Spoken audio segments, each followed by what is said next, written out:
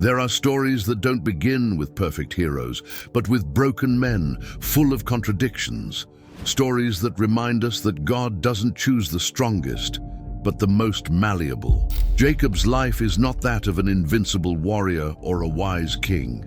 It is the story of a man who lied, fled, fought, loved, was wounded, and ultimately transformed. Jacob's story is the story of all those who have had to confront themselves before they can walk with God. Today you will meet not only the patriarch who gave birth to the 12 tribes of Israel, but the man who wrestled with God in the middle of the night, who saw ladders to heaven in his flight, who labored for years for love, and who, in the end, was called Israel. If you've ever felt unworthy, broken, or on the run, this story can speak to you powerfully, because Jacob wasn't chosen for who he was, but for what God would do with him. This is the story of a soul marked by imperfection, but redeemed by grace. Of a man who, even limping, walked further than many who ran. A story that spans generations, shapes nations, and reveals to us that God does not reject those who stumble, but transforms them into pillars of his purpose. Jacob, whose name means supplanter or he who grasps the heel, was born after his brother Esau. In a symbolically revealing birth, he emerged holding his brother's heel. From the womb, his life was marked by tension, competition, and struggle.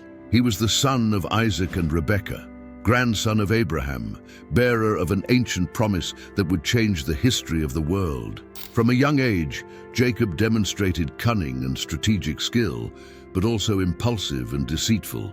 He purchased his brother's birthright for a bowl of lentils and years later, with his mother's help, tricked his blind father into receiving the blessing due to Esau. This act triggered a family conflict that forced him to flee for his life, but behind every mistake there was a quest. Jacob didn't just want his father's blessing, he longed for God's favor, even without knowing how to achieve it. His story is not that of a perfect man, but of someone who, despite his mistakes, was pursued by divine grace. His journey reveals a tension between the human and the eternal, between the desire for control and the need for surrender. Jacob was a reflection of us all, longing for an identity, seeking validation, yearning for a promise that would make him feel chosen amidst his fragility. Jacob's life took place in a time when divine promises were passed down from generation to generation like a sacred fire. Abraham had been promised numerous descendants and a promised land. Isaac inherited it, and now Jacob, with all his imperfections, would be the next bearer of that promise. His escape took him to distant lands where he met his uncle Laban, an equally cunning man. There, a new era began. Hard work, disappointments, deep love, and years of waiting. Jacob fell in love with Rachel, but was deceived and ended up marrying Leah first. Even so, he worked for another 7 years for Rachel's love. From these and other unions, the children who would form the 12 tribes of Israel would be born. Jacob experienced family tensions, jealousies, and internal conflicts between his wives and children.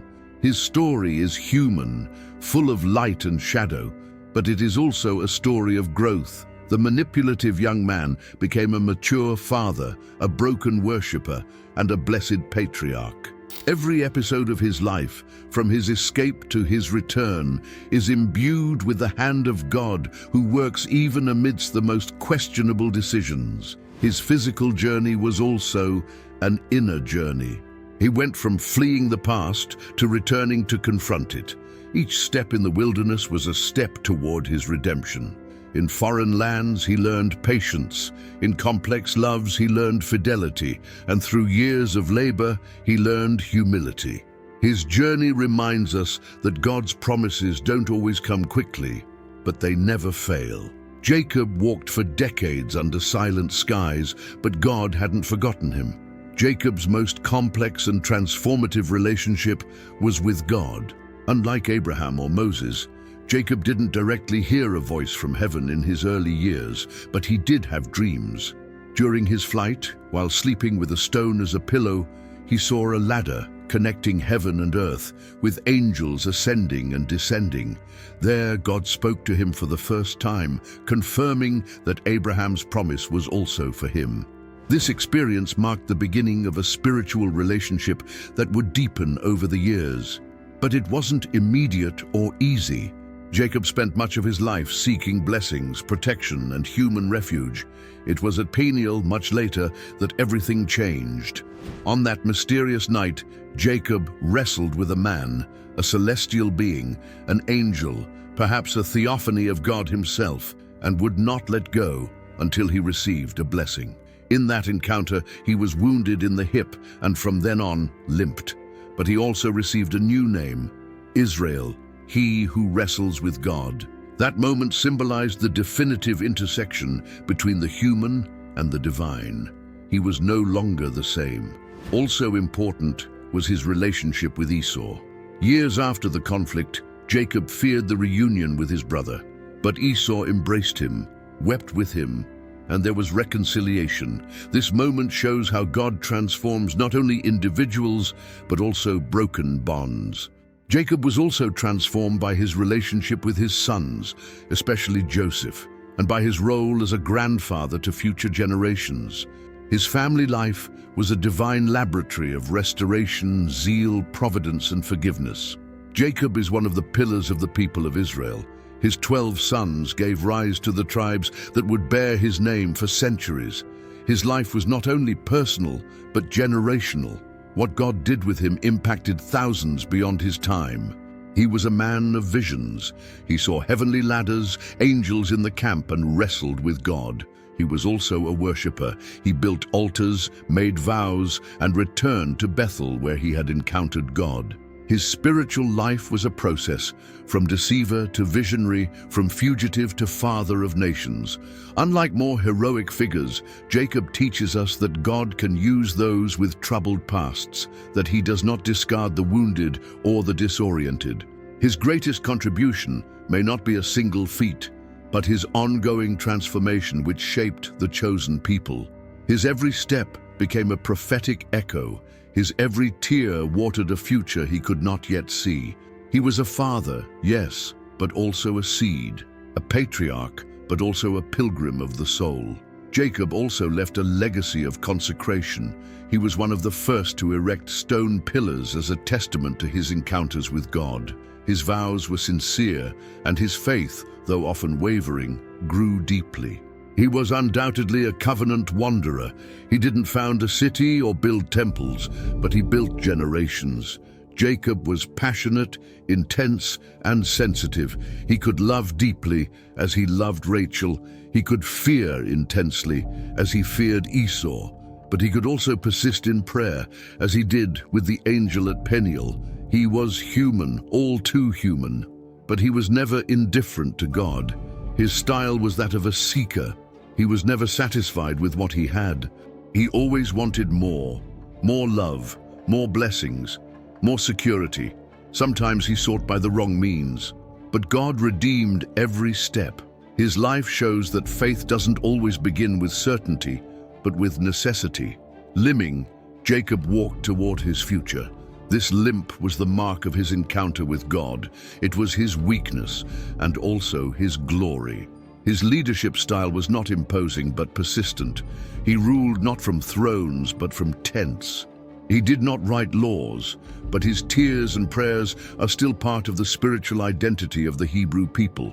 He was a man of contrasts, calculating and tender, fearful and courageous, manipulative and broken. And perhaps that is why God chose him, because in his broken soul, God found fertile ground.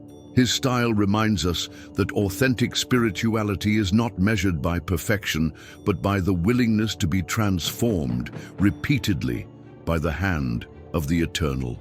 Jacob's story speaks to us all, because we have all been like him at some point, seeking our place, longing to be blessed, escaping what we fear to face.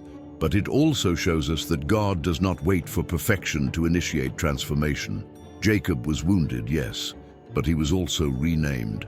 He was broken, but he was also resurrected. He was a fugitive, but he ended up embracing his family. And this is the hope for us, that no matter how our story begins, God can rewrite the ending. Jacob didn't end where he began. He began by taking what wasn't his and ended up blessing generations. He began by fleeing and ended up resting in the promised land. His story is a testament that change is possible, that identity can be renewed, that pain can be transformed into purpose. And you, are you willing to wrestle with God until you receive your new identity, to walk with a limp but with purpose, to leave the old behind and embrace the eternal? If this story touched your heart, subscribe to the channel for more inspiring stories of faith, and tell us in the comments, what did you learn from the spiritual journey of Jacob, the man who became Israel?